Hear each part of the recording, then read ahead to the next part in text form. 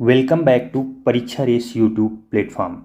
साथियों, हम लोग पेट 2022 के लिए मॉक टेस्ट सॉल्व कर रहे हैं। आज हम लोगों का 8वां मॉक टेस्ट है। अभी आपने इसे सॉल्व नहीं किया है तो आप चैनल के प्लेलिस्ट पे जाके वहाँ से देख सकते हैं। हम लोग जीएस के 30 प्रश्न लेंगे और उसमें से देखेंगे कि कितने हम लोगों के सही बनते हैं।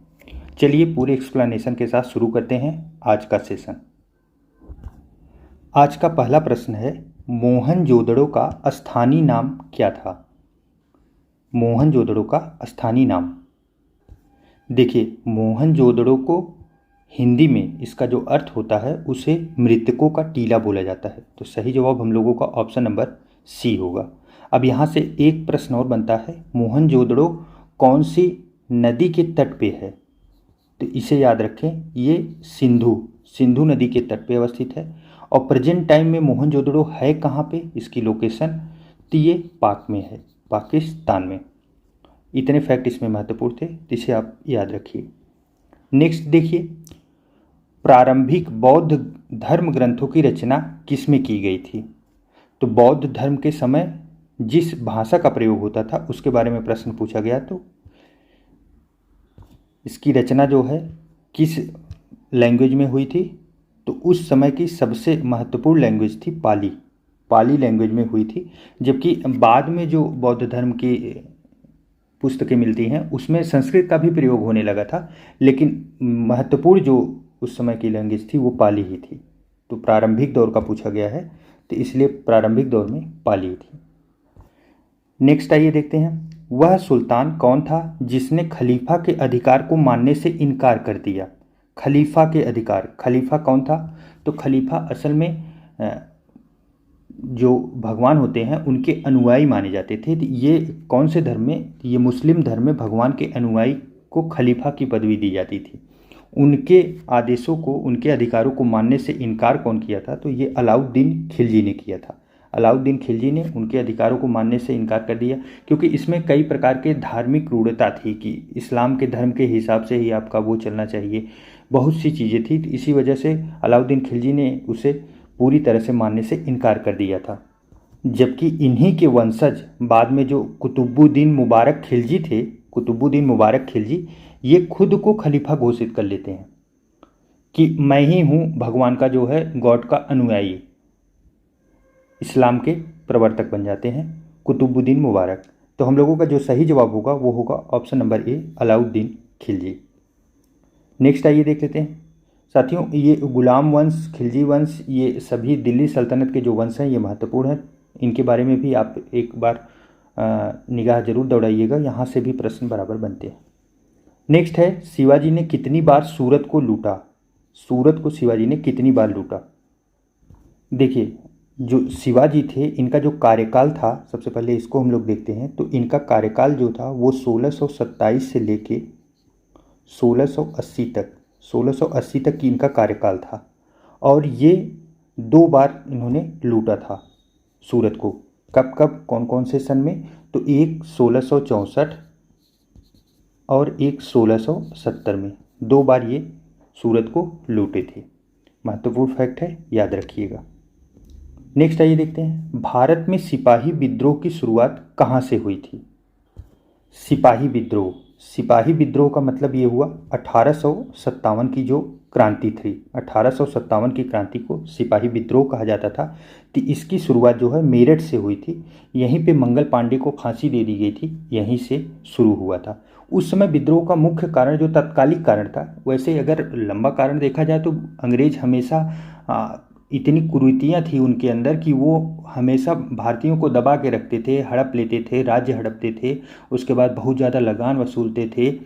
तो वो किसी भी प्रकार का व्यवहार उनका अच्छा नहीं था। ये सब तो बहुत बड़ी बड़ी जो उनकी कुरीतियाँ थी उसी वजह से हुआ था। लेकिन जो तत्कालीन कारण था, उस समय रॉयल इनफील्ड करके राइफल आई थी, जिसका कारतूस जो है, एक कारतूस आया था, कारतूस को मुंह से खोल के तब बंदूक में लगाया जाता था। और इसमें एक अफवाह फैली कि इस कारतूस में जो है, जो चर्बी का प्रयोग किया गया इसको लॉक करने के लिए, उसमें 2 प्रकार की चर्बी का प्रयोग किया गया। एक तो गाय के मांस से, गाय के मांस से जो चर्बी निकलती है उसका प्रयोग किया गया, और दूसरी सूअर अर्थात पिग के मांस से। तो देखिए, गाय हिंदू धर्म में वर्जित है और सूअर जो है वो मुस्लिम धर्म में वर्जित है, इसीलिए दोनों धर्मों ने जमकर इसका विरोध किया। और इसी विरोध में मंगल पांडे को फांसी दे दी गई, और वहीं से 1857 की क्रांति की शुरुआत हो जाती है। नेक्स्ट आइए देखते हैं, कांग्रेस की पहली महिला अध्यक्ष कौन थी। कांग्रेस की, देखिए, कांग्रेस की पहली महिला अध्यक्ष जो थी वो एनी बेसेंट थी। कौन? Shrimati Annie Besant. ये 1917 में कलकत्ता का जो अधिवेशन हुआ था, कलकत्ता का, उसमें इन्होंने अध्यक्षता की थी। अच्छा, इसमें एक प्रश्न और पूछा जाता है, कांग्रेस की पहली भारतीय महिला। तो भारतीय महिला का जैसे ही जिक्र आता है वैसे इसका आंसर बदल जाता है, और दूसरा उत्तर हो जाता है सरोजिनी नायडू। सरोजिनी नायडू जी जो थी, ये कांग्रेस की प्रथम भारतीय महिला थी, और इनका जो वर्ष था वो था 1925 में। कहाँ पे? कानपुर में, कानपुर उत्तर प्रदेश में। इसमें देखिए एक नाम हमको मिल रहा है अरोड़ा आसफ अली, काफ़ी महत्वपूर्ण नाम है, आप इस पर भी गौर कीजिएगा। ये इनका संबंध जो है आज़ादी में 1942 में जो भारत छोड़ो आंदोलन चला था उस समय इनका जिक्र बहुत आता है। ये बहुत महत्वपूर्ण रोल अदा करती हैं आज़ादी के लिए। इनके द्वारा गुप्त रेडियो के साथ साथ आज़ादी की जो लड़ाई हुई थी 1942 में, जब सभी को कैद कर लिया गया, खास करके जितने नेता थे जगह जगह, तो इन्होंने ही मोर्चा संभाला था। पूरी आज़ादी में इन्होंने सहभागी, आप यकीन नहीं करेंगे, इनकी पूरी प्रॉपर्टी अंग्रेज़ों ने बेच दिया था, सिर्फ इनकी बगावत की वजह से कि ये बार बार जो है ये आज़ादी के लिए प्रोत्साहित होती थी। फिर भी इन्होंने एकदम दिल खोल के आज़ादी का समर्थन किया, और इनका देहांत तो लास्ट में जाके होता है, ये समझ लिए 1999 या 98 के आसपास शायद होता है, इतना लेट होता है। और ये इनको भारत रत्न से भी सम्मानित किया गया है। काफ़ी महत्वपूर्ण महिला हैं आज़ादी के पार्टिसिपेशन में।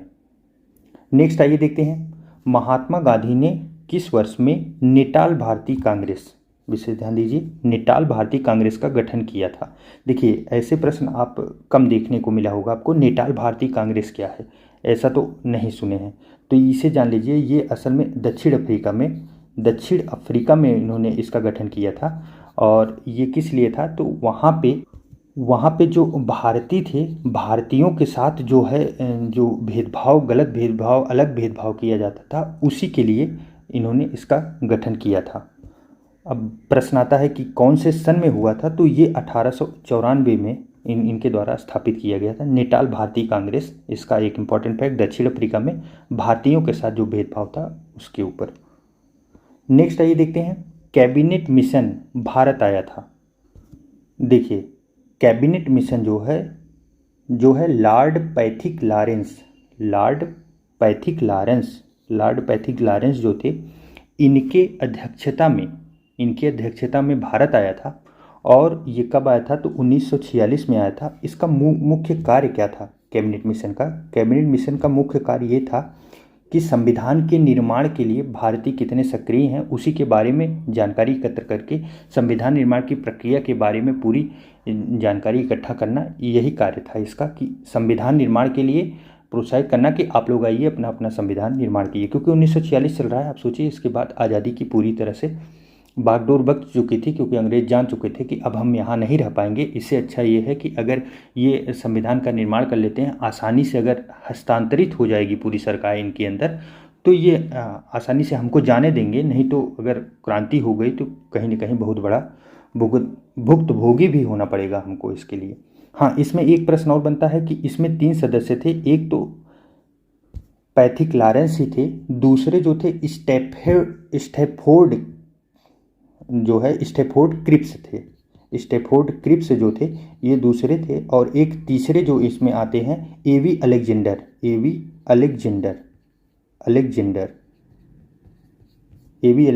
ये 3 लोगों को मिलके तब जाके ये एक गठन किया गया था कैबिनेट मिशन का। आइए नेक्स्ट देखते हैं, निम्न में से कौन सा उपन्यास भारत के स्वतंत्रता सेनानियों के लिए प्रेरणा का स्रोत बना था? प्रेरणा का स्रोत बना था, उपन्यास था। देखिए, महत्वपूर्ण उपन्यास है आनंद मठ। पिछले की टेस्ट पेपर में भी हम लोगों ने देखा, यहाँ से प्रश्न सीधा बन रहा है। अब प्रश्न ये बनता है, इसके लेखक कौन है? तो बंकिम चंद चट्टोपाध्याय, बंकिम चंद चट्टोपाध्याय के द्वारा ये लिखी गई पुस्तक थी, उपन्यास था। और ये बंगाली में जो है, इसको बंगाली देशभक्ति का बाइबिल भी कहा जाता है, इतना महत्वपूर्ण था आनंद मठ। नेक्स्ट आइए देखते हैं, भारत का पहला भारतीय गवर्नर जनरल कौन था? भारत का पहला भारतीय गवर्नर जनरल, इसका मतलब ये बात कब की हो रही है? 1947 की। आज़ादी 1947 में मिला था, उसमें भारत के जो पहले गवर्नर जनरल थे वो थे सी राजा गोपालाचारी। कई बार आ चुका है प्रश्न, आप लोग ध्यान रखिएगा। अब बी आर अम्बेडकर क्या थे? तो आज़ादी के बाद सबसे पहले जो है इनको, अम्बेडकर जी को विधि मंत्री बनाया गया था, विधि मंत्री। जबकि राजेंद्र प्रसाद हम लोगों के पहले राष्ट्रपति रह चुके हैं और डॉक्टर एस राधाकृष्णन जो है ये हम लोगों के उपराष्ट्रपति थे। तो इसमें चार के चारों महत्वपूर्ण हैं, सभी ऑप्शन पे आप जरूर ध्यान रखिएगा। नेक्स्ट आइए देखते हैं, कुल क्षेत्रफल के संदर्भ में विश्व के सबसे बड़े देशों में भारत किस स्थान पर है?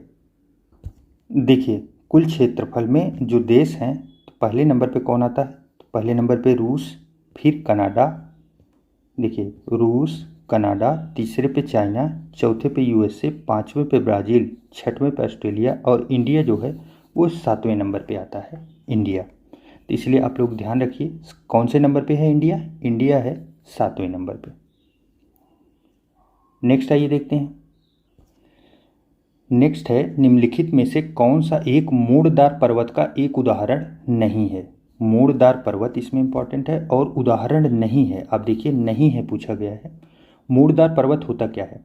असल में जब दो प्लेटें, एक ये समझ लीजिए एशियन प्लेट है, और जब भारतीय प्रायद्वीप की जो प्लेट है ये आके जब इससे टकराई, तो टकराने के बाद यहाँ देखिए एक स्थिति ऐसी बनेगी कि जो है एक प्लेट ऊपर या नीचे जाएगी, तो जब दो चीज़ें आपस में टकराती है तो मोड़ जैसी एक आकृति बनती है।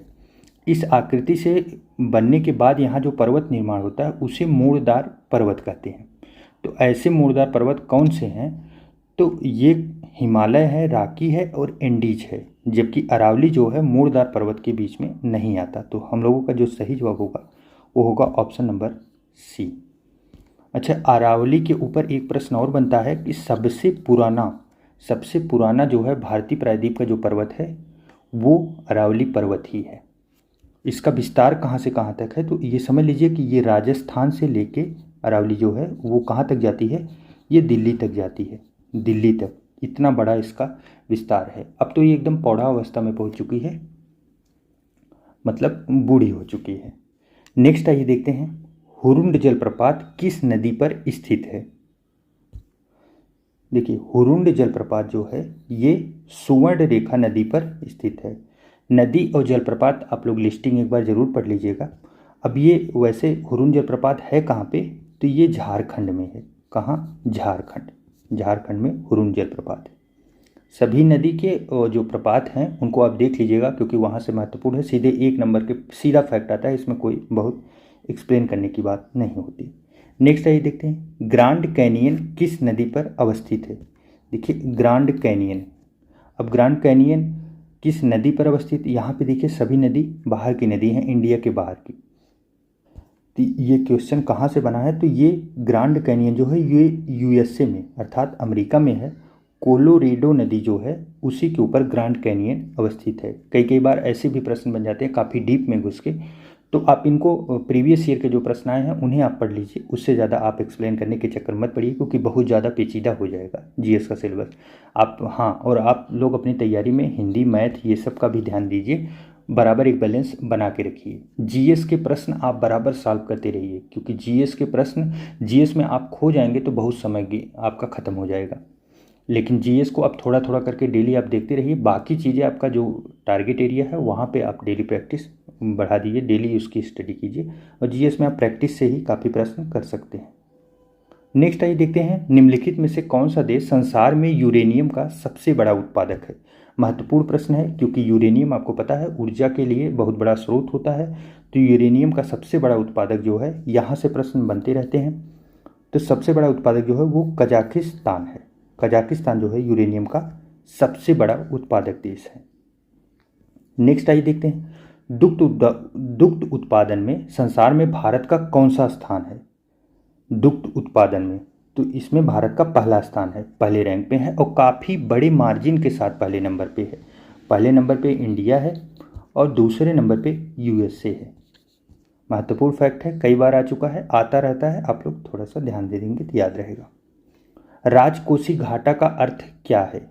राजकोषी घाटा, देखिए राजकोषी घाटा का जो अर्थ होता है, सरकार के कुल राजस्व और कुल व्यय के बीच का जो अंतर होता है उसे राजकोषी घाटा कहते हैं।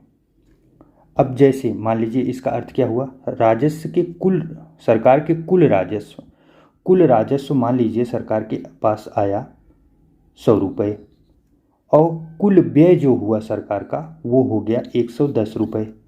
हुआ क्या, -10 रुपये, ये राजकोषी घाटा बन गया। अब इसमें कई लोग ये सोचेंगे कि जो खर्चे हैं, खर्चों को तो 100 रुपये तक रोका जा सकता है, तो नहीं रोका जा सकता, क्योंकि अगर आप खर्चे रोकेंगे, हम विकासशील देश हैं, हम विकसित देश नहीं हैं, खर्चे कैसे आप रोकेंगे आप बताइए। एक्सीडेंट हो रहा है, सबके लिए बेड उपलब्ध नहीं है, सबको खाना पूरी तरह से नहीं मिल पा रहा है, आप खर्चे कम करने की बात कर रहे हैं। न खर्च करिए तो पूरी आमदनी तो आपके जेब में ही रहेगी, लेकिन पब्लिक कहाँ जाएगी, जितने बचे हैं उससे ज़्यादा मर जाएंगे। तो इसलिए राजकोषी घाटा हमेशा मैक्सिमम टाइम आपको माइनस में ही मिलेगा, क्योंकि सरकार की नीतियाँ ज़्यादा होती हैं, कार्य करने के लिए क्षेत्र ज़्यादा होते हैं, संसाधन अभी सीमित हैं। नेक्स्ट आइए देखते हैं, भारत में योजना आयोग का गठन किस वर्ष में किया गया। महत्वपूर्ण प्रश्न है। योजना आयोग पहले था, अब इसकी जगह बदल के क्या हो गया है, आप लोग बताइए। नीति आयोग। क्या हो गया, नीति आयोग, नीति आयोग। और यहाँ से प्रश्न बराबर आते हैं, महत्वपूर्ण प्रश्न है। देखिए योजना आयोग जो है स्वतंत्रता के बाद 1950 में इसका गठन किया गया था, जबकि 1 जनवरी 2015 को इसकी जगह पर उसको कैंसिल करके नीति आयोग बना दिया गया है। अब नीति आयोग के 2-3 फैक्ट बहुत महत्वपूर्ण हैं। पहला ये कि इसके अध्यक्ष कौन होते हैं, तो इसके अध्यक्ष जो है वो पीएम होते हैं। पीएम प्राइम मिनिस्टर जो रहेंगे वही होंगे, अर्थात इस समय मोदी जी हैं। इसके उपाध्यक्ष कौन है, इस समय वर्तमान में इसके उपाध्यक्ष भी बदले हैं करंट अफेयर के लिहाज से, ये भी महत्वपूर्ण प्रश्न है। तो इस समय सुमन बेरी हैं। कौन, सुमन बेरी।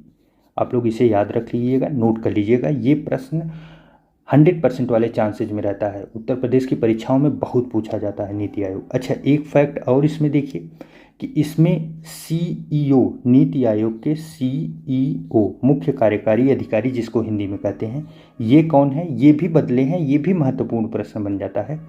तो परमेश्वर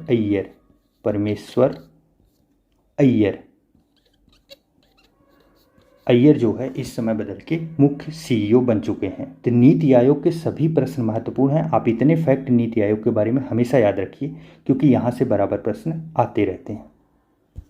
देखिए नेक्स्ट है, भारत में राष्ट्रीयकृत बैंकों की संख्या कितनी है। राष्ट्रीयकृत अर्थात जो है सरकारी बैंकों की जो संख्या होती है, राष्ट्रीयकृत मतलब राज्य के लिए जो कार्य करते हैं, सरकारी में होते हैं, तो टोटल इनकी संख्या 12 है।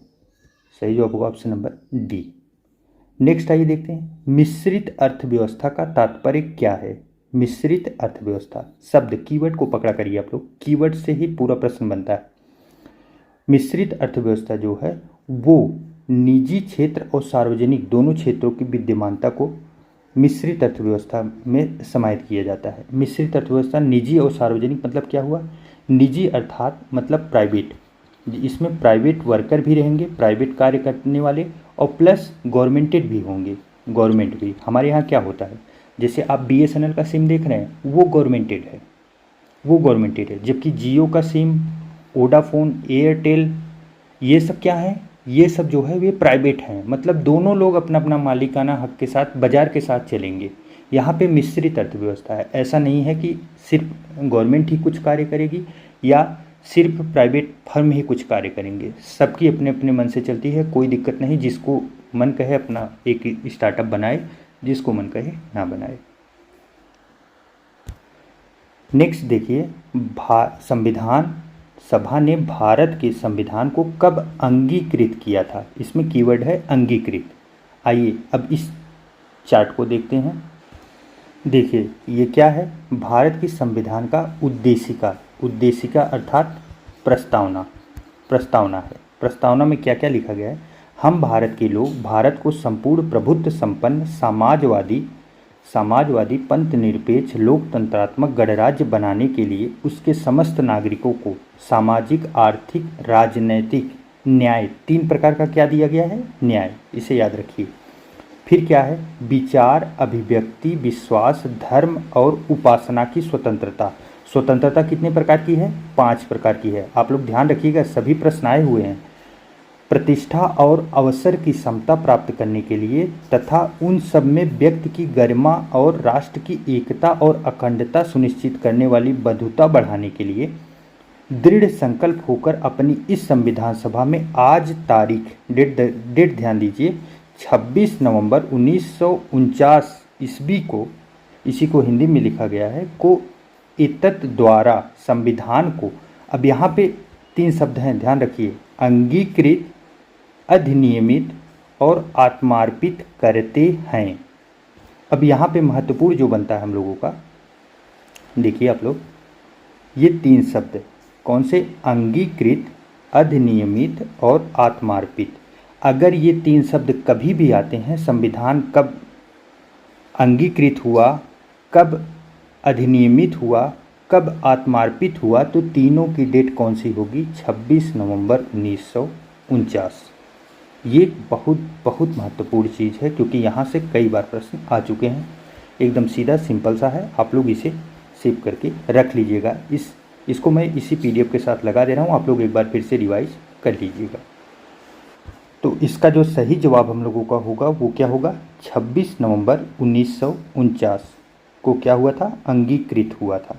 अब ये आता है कि संविधान पूर्णतः लागू, मतलब पूरा संविधान कब लागू हुआ था, तो पूरा संविधान जो है वो 26 जनवरी 1950 को लागू हुआ था। अगर पूर्ण आता है तो ऑप्शन नंबर बी सही हो जाएगा। अगर अंगीकृत आता है, अधिनियमित आता है, आत्मार्पित आता है, तो हम लोगों का ये सही है 26 नवंबर 1949।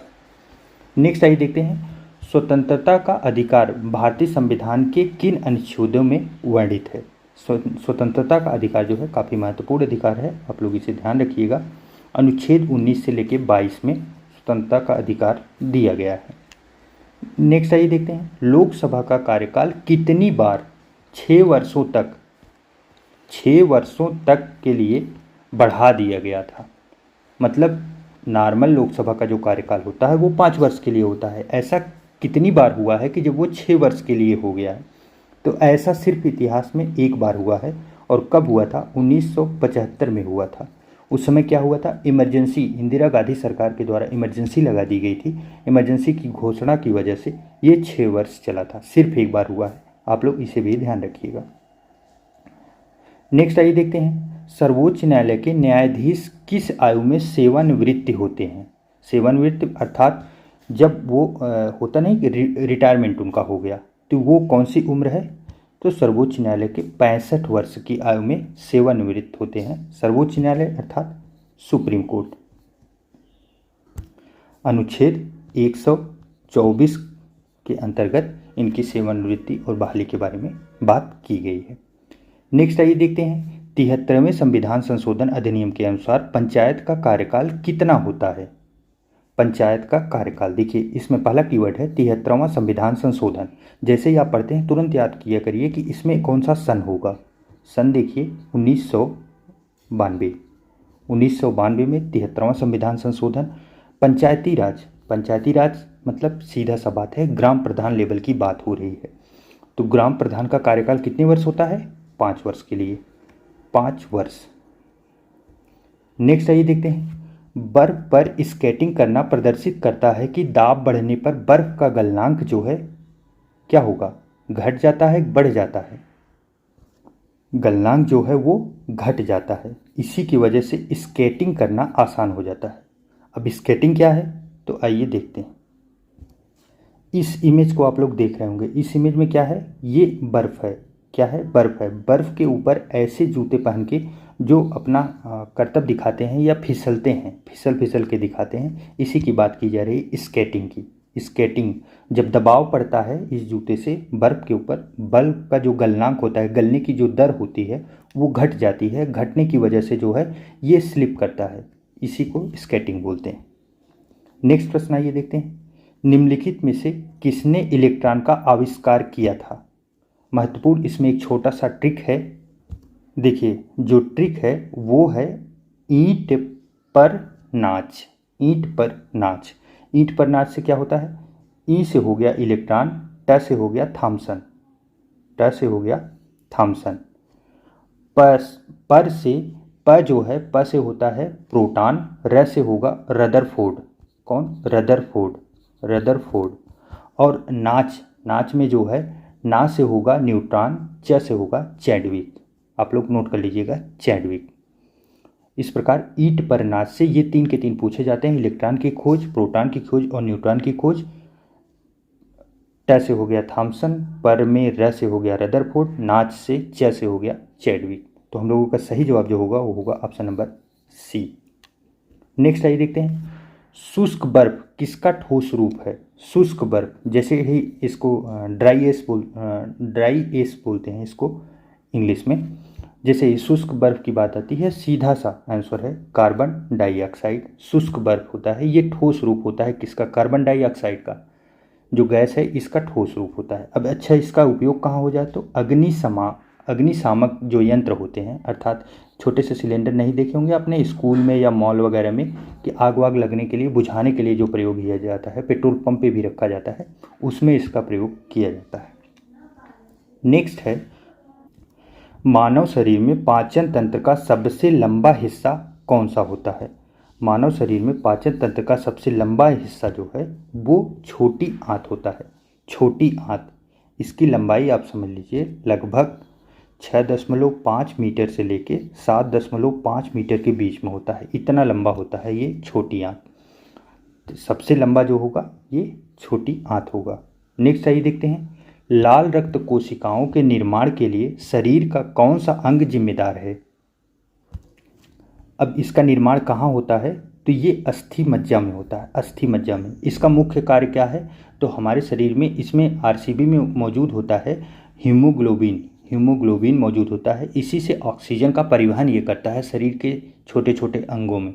शरीर के समझ लीजिए पैर के नाखून, पैर के पास से लेके सर तक जो है इसी का कार्य होता है कि ऑक्सीजन को सभी कोशिकाओं तक पहुंचाए, रक्त का।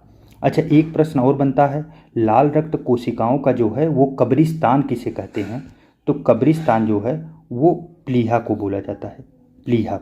प्लीहा को लाल रक्त का कब्रिस्तान कहा जाता है। इस प्रकार साथियों हम लोगों का आज का टेस्ट पेपर कंप्लीट हुआ। आप लोगों का कितना प्रश्न सही हुआ आप लोग कमेंट करके ज़रूर बताइएगा।